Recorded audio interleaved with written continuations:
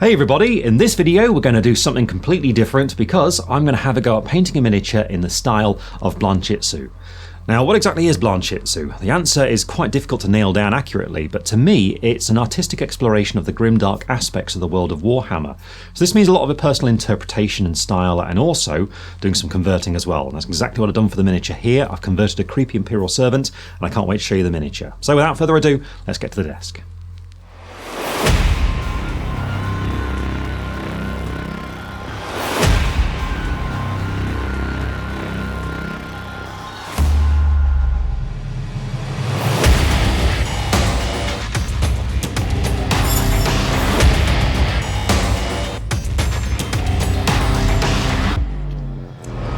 One of the most fun aspects about doing this is really unleashing your imagination and creating something completely unique, because this isn't about creating something that's going to fit into an army list or anything like that. It's purely about creating a character that fits into the grimdark aspects of Warhammer, and in this case we want to go for Warhammer 40,000 and I had to think about what parts of that are the most grimdark to me. In that case it's going to be both the Ecclesiarchy and the Adeptus Mechanicus, so I wanted to create a character that will kind of bring both these things together, and in doing that, going through the Arc of Flagellants is something that I think really brings those two things together, as the criminals are basically declared to be heretics and things, and then loads of machine bits are put into them to create some sort of horrible monster.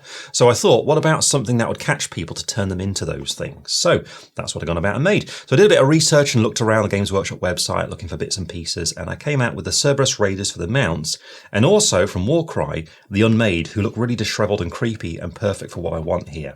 So I got some parts, put them together, and here's what I've created. So you can see I've got the Cerberus Sulphurhound actually as the mount, because I thought the flamethrower head was pretty cool and just weird.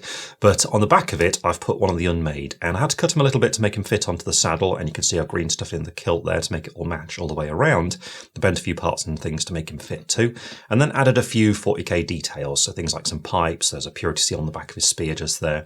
But I also wanted to change the head, so I used one of the alternative Unmade masks here because it's got kind of a screaming mouth, which I thought really fit the creepy aesthetic of what I want to go for here. And then of course I added a servo skull, because this wouldn't be Blanchitsu without a servo skull. So there we go, I got there, that on the back. And I think he really fits the theme of it. I think he looks really scary and weird, almost like he's kind of a Grim Reaper kind of character. And the spear with these two prongs is almost like a man catcher kind of thing, so it's going to be skewering people and dragging them back to be turned into these creatures. So I'm really happy with that, and so now I'm ready to start painting it. So for this, because I want to go for the same sort of colour palette as what appears in Blanchitsu, I'm going to start with an undercoat of Zandri dust, but I'm also going to add a xenothor highlight with a spray to it as well. That'll come through when I start adding some colours to it. So here I'm going to be using some Wraithbone, which is going to spray directly down from the top. And here we have the model with the undercoat applied, so Zandri dust with some Wraithbone applied directly from the top. And well, we're now ready to start painting it. And I've already kind of loosely got an idea of where I want the colours to be on this miniature, because I've been doing quite a bit of research and looking at some artwork for inspiration. And so some things have jumped out to me that I want to represent on the miniature just here. Now, the first of those things is a fairly limited colour palette, and I want to stick towards the classic John Blanche colours here. So that means kind of reds and tobacco-y yellows, but also really dark kind of blacks through to creams, that sort of thing. I'm going to be sticking around that sort of territory. And the lighter colours there are mostly going to be on the rider, whereas the machine is going to be quite dark, because I also really like it when there's very high contrast between machinery and then the flesh being really pale and unhealthy looking. So that's what we're going to be representing on here.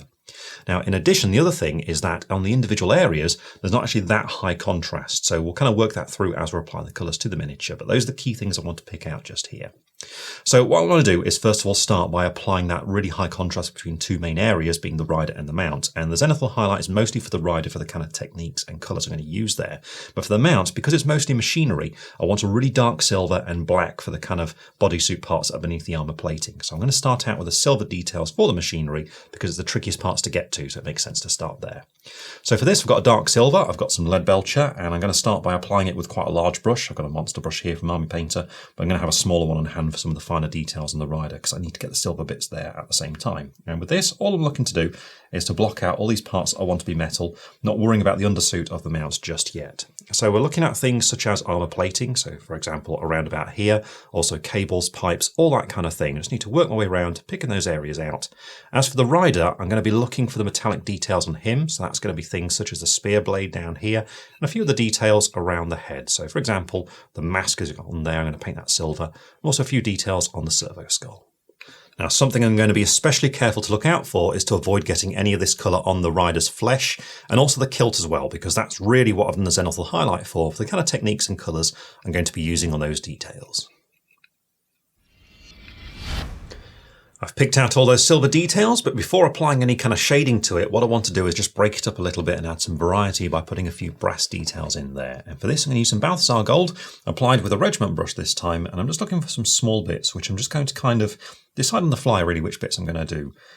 Because like I say, what I want to do here is just get a bit of variety on these larger silver details. So, for example, it's going to be things such as on the muzzle of the mount just here, I think doing the part of the flamethrower around here will be pretty cool in bronze. So I'm just going to go for that recessed bit just there. I think I might do the eyes in this colour as well. But going down the body, I'm looking at things such as this little plug along here, just picking that out. And also I'm going to look for anything that's kind of halo-like. So on the servo skull, this halo we've got going around the top of it, that's definitely going to be bronze. But I think so are these spikes on the shoulder plates too. So I'm just going to kind of go around just picking out details like this. I'm happy with all that bronze, so now I'm going to move on to the next detail, which is going to be that bodysuit for the mount, which I want to be black. And so here I'm going to use some Corvus Black, so as I move on to washing some details, I can wash that at the same time. So, Corvus Black, I'm going to be applying it again using that regiment brush, and with this I'm just looking to block out this area, so I need some accuracy here when we get some finer details, so I'm going to be using the palette there for that. But what I'm looking to do is to just start painting the kind of area which you can see around about here. It's this sort of detail here, this kind of undersuit really. I'm just going to follow it all the way around with two thin coats to make sure it's an even black before moving on to the next step.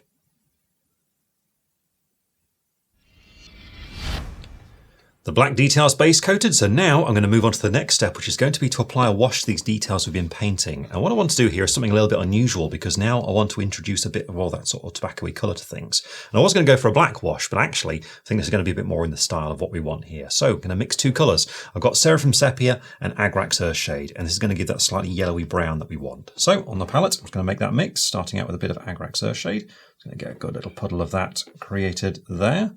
And then let's add some sepia into it. So I'm going to go for roughly 50-50. So there's one and another. Start bringing those together, and there we go. That's the sort of murky, kind of slightly oily colour I want to go for here. And with this, all I'm going to do is apply it over these colours I've been painting so far. So that's going to be all the bronze, all the silver, and all the black as well, which is of course going to mean most of this mount, but also very carefully going to apply it onto the rider as well.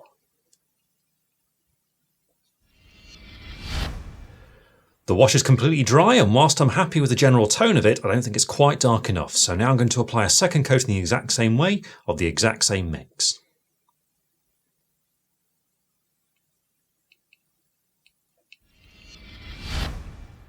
That second coat of wash is now completely dry, and I'm really happy with where it's brought all of that metal to, and also the black detail as well. I'm going to leave them out for the time being, and a lot of those metal details too, and start to paint in some other areas which are going to be on the rider. And here I want to bring in more of that kind of tobacco-y kind of sepia colour here. So I'm going to pick out a number of details using some skeleton horde, and a contrast paint is ideal now because of that xenothor highlight we did early on. All that colour is going to show through now, so giving a really nice result. And with this colour, what I'm looking for is all the bone details, because the bones are often very kind of, well, very sort of tobacco-y in colour in the artwork, so I'll definitely want that here. But also I'm going to be looking for any parchment and also the kilt on the rider too. And to apply it, I'm going to be using my regiment brush for most of this, but all I'm going to do is just start blocking these areas in. So you see it's the ideal kind of colour for what I want here. It's just a matter of identifying these details and picking them out. Now I'm still going to be really careful about the rider's skin, just avoiding that for the time being, but I'm looking at the kind of fabric colour around here and just like blocking that area out like this.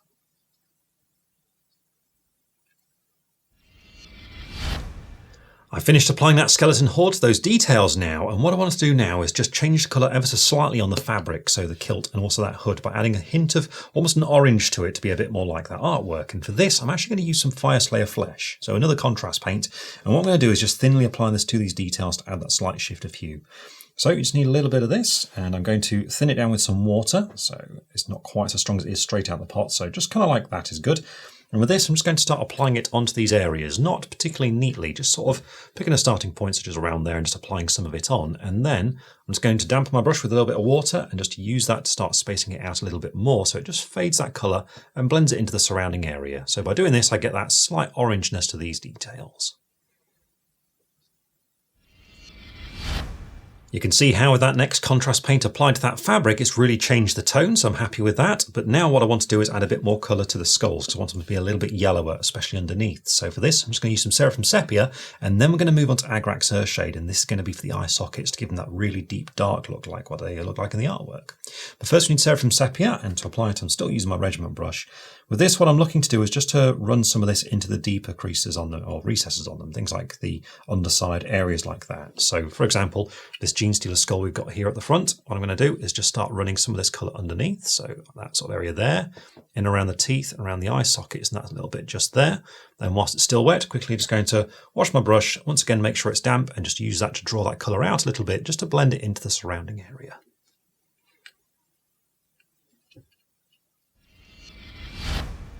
With the sepia done, I'm now moving on to Agrax Earthshade, and with a small brush here, I've got a small airbrush. With this, what I'm going to do is just run it into the eye sockets of the skulls to make them really, really dark, almost like that kind of horror movie feel.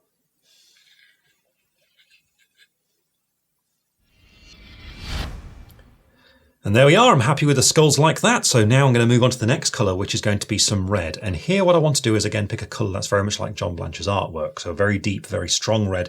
And Flesh Tearer's red, another one of the contrast paints, is ideal for this kind of thing, so I'm going to use some of that. And I'm going to apply it again using that small brush, because with this what I want to do is pick out a few very specific areas. Don't want too much red, just a few little flashes of it. So what I'm looking for first of all is the purity seals, and I'm going to pick out the wax for those. So for example, I've got some stuck on the side here. I'm going to very carefully and neatly apply it over the wax. So this sort of area just here, and you can see it just starts to give that subtle flash of red onto the miniature that really is quite bold and quite different from everything else. Now in addition, what I want to do is to paint the mask red as well to draw the attention to it, but straight out the pot the colour's going to be a little bit too strong over there and it's going to go a little bit too dark. So for this, what I'm going to do instead is water it down. So just a bit of water, mix that in so it's just a little bit diluted. So there we go, a bit more like that. And with this, it's just a matter then of painting it over that skull mask, so all over this area just here.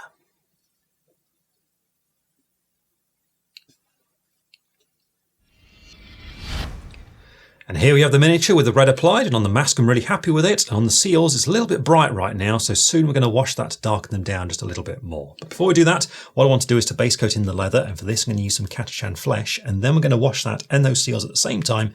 And here I'm going to use some Agrax Earthshade for a nice deep dark brown.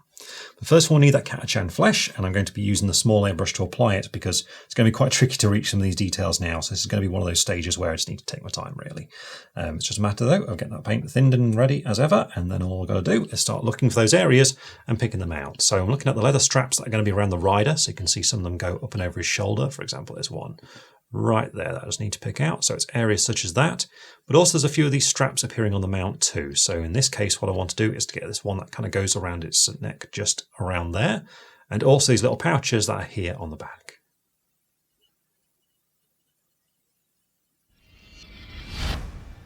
With the base coat done, I'm now going to apply some Agrax Earthshade over the top of these leather details, so all the way along areas such as just here, and in addition, I'm going to add some to these seals as well. In this case, what I want to do is just paint it into the kind of the recessed areas, just to give it some bit more definition there, like that.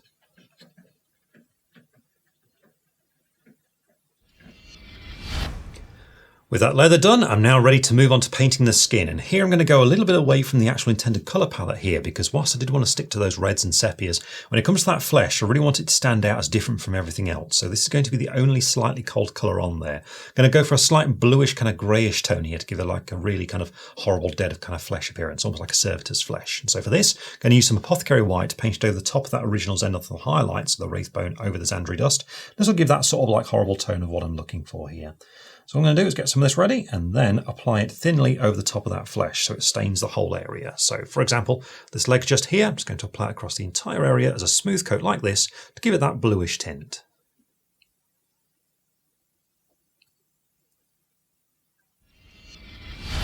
With that colour applied, I've now got an ever so slight bluish tint to the skin, but it needs some more definition. So now I need to shade it and highlight it. And here what I'm going to do is first of all shade it by mixing some Basilicanum Grey with some Lahmian Medium, which is going to create a kind of grey wash colour.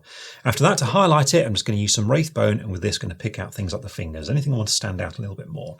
But first I'm going to make that wash. I'm going to use a small airbrush from Citadel to do this. I've got some Basilicanum Grey, so just a little bit of that, and then going to dilute it using some Lahmian Medium, and this is going to cause it more to help run into recessed details, which is basically what I want to do here. So I don't want to stain the entire thing really, just the deeper recesses. So I'm just going to get a bit of that medium, just bring some of the Basilicanum Grey into it to around about that point just there. And then with this, it's a matter of looking for recessed details and painting it directly into them. So for example, if we look at this leg just here, I'm going to be looking at things such as the toes. So just run it into these kind of areas around about here. And also areas such as the back of the leg just in here and where it meets the kilt at the top along here.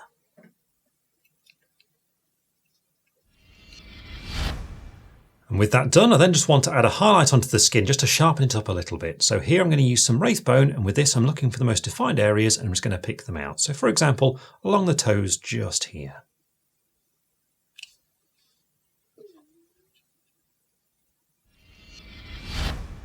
With that highlight applied, the detail on the skin's looking much clearer, but now what I want to do is just to pick out those scars a little bit that are on the flesh. And for this, I'm just going to use a little bit of Carabao Crimson and just apply it over them just to give that hint of red on there. So I don't need very much of this, but I'm going to thin it down with just a little bit of water to make sure it's not too strong. So there we go, nice and diluted.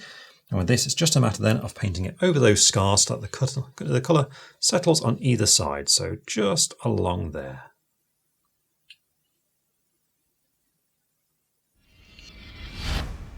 And there we are. With that done, we've now got the really gross, horrible looking skin on the miniature. And so now I can move on to painting in a few smaller details that we need to do. So first of all, I'm going to use some matte black from the Army Painter to paint in some cables on the miniature, followed by some little buckles. And for this, I'm going to use some Leadbelcher. Now after that, there's some targeting lenses on the servo skull. And for this, I want to go for a really bright red. So here, I'm going to use some Evilson Scarlet, followed by some Fire Dragon Bright. But first of all, I'll need that matte black. And to apply it, I'm still sticking to my small airbrush. I've already got some here on the palette. What I'm going to do with this is start looking around for any smooth cables and pick them out. So for example, we've got one on the head of the mount just down here. You can see kind of just underneath its head. So areas like this that I just want to pick out at this stage.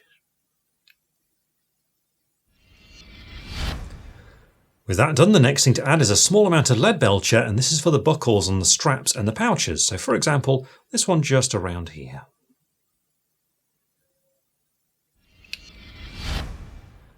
We're now ready to move on to the next small detail, and that's going to be the targeting lenses up here on the servo skull, for which I'm starting out with some Evilson Scarlet, and I'm looking at the lens areas such as just here.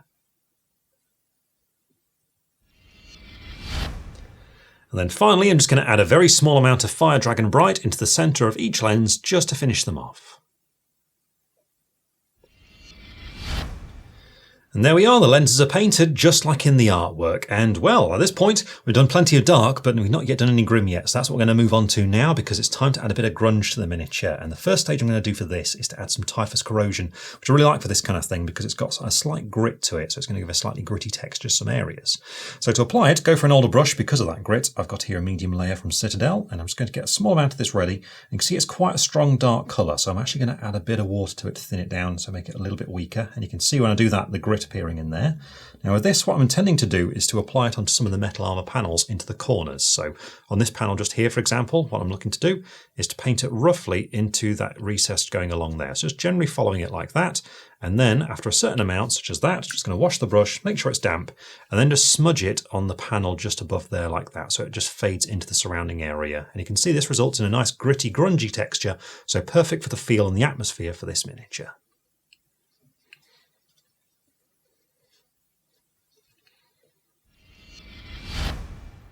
And here we have the metal with that grime applied. I think it's given a really nice result, but not quite finished yet, because now what I want to do is to add some oil onto there. And to do this, all I'm going to use is Nuln Oil Gloss, and that glossy finish will really stand out against what we've got here so far, giving that kind of shiny, wet appearance for it.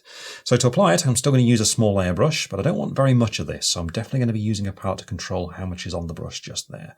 Because what I want to do is to look for areas where oil could be leaking out of this thing and then sort of running downwards from it. So for example, I'm looking at things like plugs. So on the mount, we've got this plug right here. What I'm going to do is just run some of the colour into that recess there like that. So it's kind of filled it in. And then I'm just going to draw some of it straight down as if it's leaking out and then collecting on this little kind of rim of the armour plating just beneath. So just into that recessed corner just there. And I'm just going to go around the miniature looking for things like this and just adding little hints of that shine to it. And one of the things I definitely want to do, which I think will look really creepy, is up here on the servo skull, having some of it leaking out of the eyes. So I'm just going to run some of it into that eye just there and then just kind of bring it down the skull along there.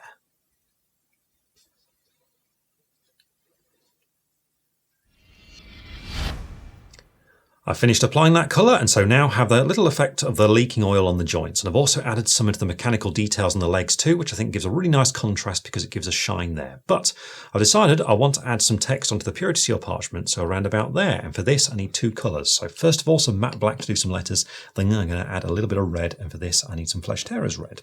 But first of all that matte black, and I've still got some from earlier just here, so using that small airbrush, just going to get a small amount of this thinned down so it's quite inky. So just adding water as needed till it gets down to around about that point just there. And then it's a matter of just making sure it's a very fine tip on the brush, and with this all I'm going to do is start painting some little squiggled lines running along the parchment. So starting just at the top just here, really brace my hands so nice and steady, just going to do a few little wiggly lines running along here to simulate the text going down the paper.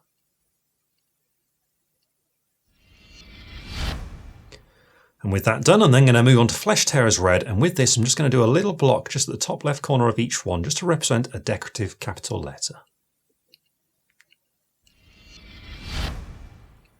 With those details added, the purity seals are now complete and we're ready to move on to the next thing, which is going to be to put some texture onto the base. And here I want to kind of pay homage to the classic backgrounds of the John Blanche artworks, which often would have red and orange backgrounds. And so in this case, I want to have a red and orangey base. And the first stage for doing that is going to be to apply some Martian iron crust for some texture. So a nice red colour this, but to apply it, definitely go for an older brush. And I've got an old medium base brush here from Citadel for this, because this sort of texture in the paint will really get stuck in amongst the bristles. So definitely go for an old brush for this. All you've got to do is get a good dollop of it and then just start pushing it around onto the base. So I'm going to start with an open point just around there and then start putting it on and manipulating it around, building it up at random so you get a nice texture on there. Just switching to a smaller brush too when I get close to these details for a bit more control, but you can see it's giving a really nice effect on here already. So it's just a matter of putting plenty of this on, then giving it plenty of time to dry. In this case it's going to take around about an hour.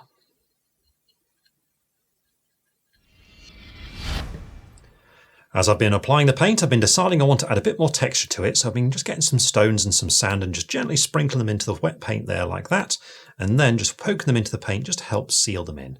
This will just increase the texture on the finished surface.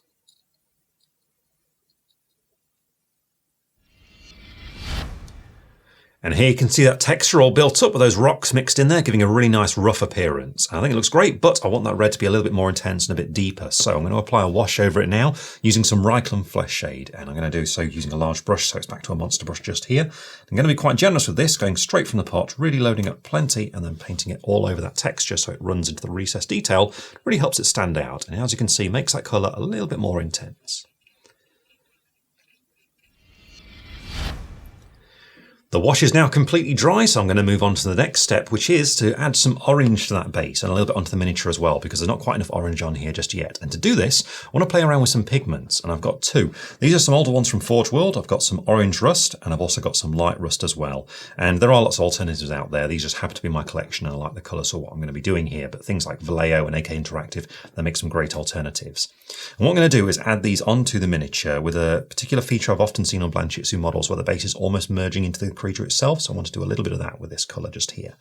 So I've got an old monster brush. I'm going to start out with some orange rust, and I'm just going to get some of this onto the brush and start stippling it onto this base to create some patches. So for example, around here, I'm just going to start dabbing it on like that, just getting a little bit deposited, and then just start poking it into the base. There we are like that, to get that slight orange tint. And then I'm also going to add some of that light rust to it for a bit of variation. So just a little bit, just mixed in as well, just dabbing it around until I'm happy with it. And like I said, I want to merge the figure into the base a little bit, so I'm also going to be adding some of these patches around here. So if I get a bit more of that orange rust, I'm going to start dabbing it on here and bringing it onto the feet, so the two colours are starting to merge together. So you can see, just bringing it up a little bit there. On this side, I'm going to add a bit more. And just start dabbing it on like that, just bringing it onto those feet. So there we get that kind of effect happening just there. Now in addition, I want to add some finer bits onto the metal parts of the mount, and so for this I've got another old brush. I've got an old regiment brush just here, and with this I'm just going to get very small amounts and start looking for some bits of metal. Just add very small details on like that, just a little hint of orange onto those parts.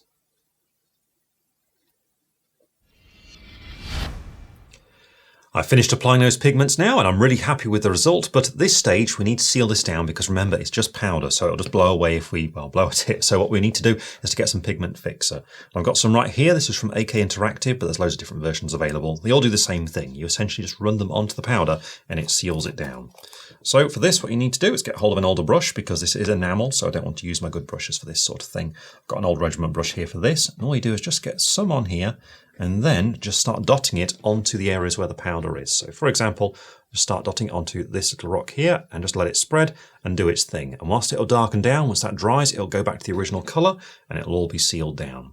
Now with this done, all I then need to do is to paint the rim of the base. And in this case, I'm going to go for matte black to be a really nice contrast against that orange.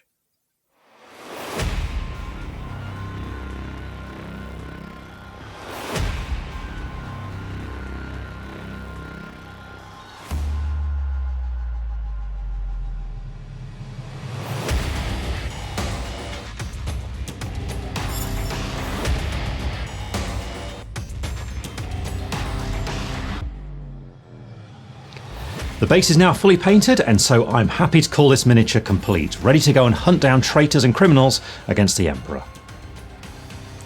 So we hope you've enjoyed this video exploring the Blanchitsu style and of course the grimdark aspects of the far future, and perhaps it's maybe inspired you to have a go yourself. Remember, doing this kind of thing is all about personal creativity and interpretation, so let your imagination run wild. Have fun, and we'll see you all again very soon.